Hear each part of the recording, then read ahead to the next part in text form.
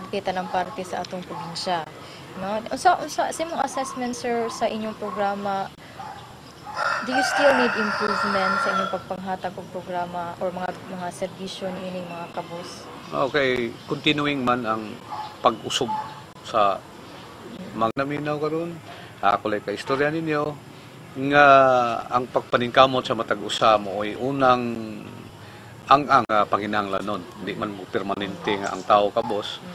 Di po permanente ang tao dato. No? So naata sa tanang panahon naata sa temporaryo nga estado. Sa akong tanaw ang sustainability para home-based gardening gikan sa agrikultura dayon bugas o mga pagkaon sa mga bata sa usa ka programa nagsumika diha sa pagsabot gyud nato sa tinuod nga kahimtang sa komunidad nga dunay partisipasyon ng mga tao nga moingon nga mo ni imong problema kay usahay ang gobyerno mo-assume lang nga mo ni problema ninyo dayon di ay ang maong mga programa dili sibo dili haom sa mga panginahanglanon sa komunidad so alang sa gobyerno, sa ako lang panglantaw, ang ayan nga ilang swituhon ang komunidad, no? Unsang klasihan ni sa komunidad, unsang klasihan sa kultura, labi na din sa ato sa Zamboanga del Norte, nga daghantang mga lumad, kinahanglan atong masayran ang lintunganay sa ilahang kapobrehon, atong kapobrehon tanan din sa atong probinsya. Kung diha atong matanaw nga dunay mahimo ta sa unsa nga pamaagi nga atong nasabtan. Okay. Sir, base sa akong nasabtan, ang SIDA aduna kini data bank o listahan sa mga tanang kabus sa atong probinsya. Gawas sa mga programa, sir, sama sa healthcare program nga inyo nang giandam sa inyong opisina para sa mga kabus nga moduol na lang aron mangayo og tabang.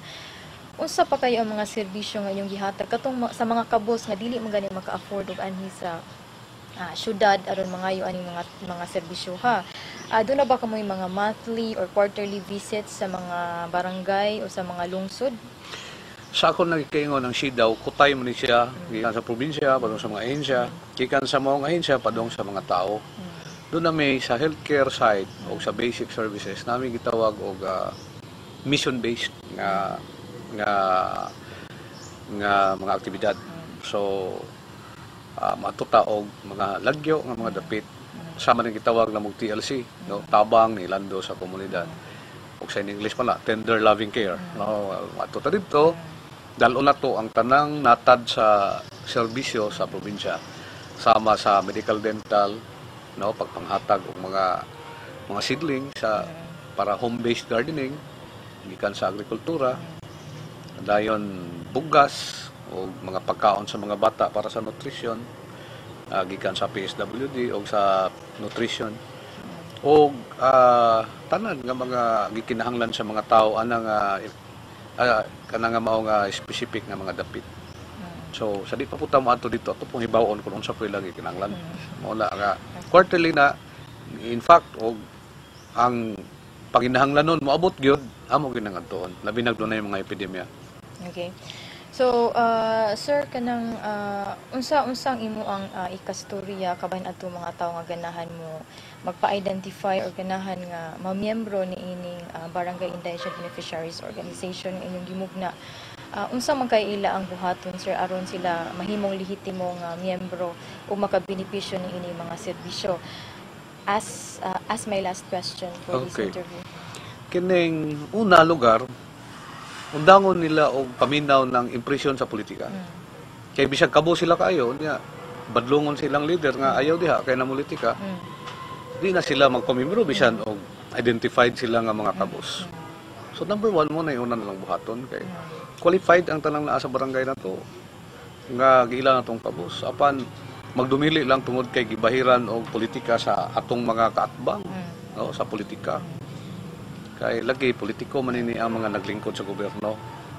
Di man nato ikadili pero di lang unta nato i-appeal ang maayo nga programa sa gobyerno nga atong ikuan nila ba atong ihikaw bitaw nila ang angay unta nilang maangkon unya ato lang silang tutsahan nga ayaw kay politika na.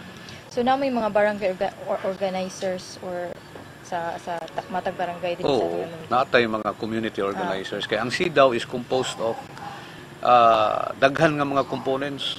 Una, ang kaning sa serbisyo nato sa ospital, natay mga facilitators, mutabang sa atong mga beneficiary. Sa field, natay mga organizers, natay mga community facilitators, natay mga project liaison. Kay mo man ni atong gipanumpaan nga serbisyo nga assistance unit man ta. So sa taka component services sa provincial governor's office nga mutabang yun. Mao na siya. Daghang kayong salamat Mr. Pasilan sa imong pagdawat sa among imbitasyon dinhi sa atong programang Unlad sa Norte. Any parting words sir sa atong mga pinalagang tigpaminaw? Okay, salamat po ko nimo Pritz og sa atong mga kaigsunan nga naminaw karon. Ako lay kaistorya ninyo nga ang pagpaningkamot sa matag usa mo ay unang ang aron nga makalingkawas sa kapobrehon. Ug ang ikaduha, ang tinuuray nga tabang sa gobyerno nga ihatag sa mga katawhan ato pong pagadawaton kay mao pud na itulubagon sa atong kagamanan.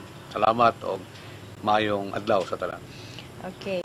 So mo kadto si Mr. Pasilan ang atong resource person kadong buntaga. Hangtod sunod Sabado pohon kini si Pretty Abigail Pasilan para sa Unlad sa Norte maayong buntag.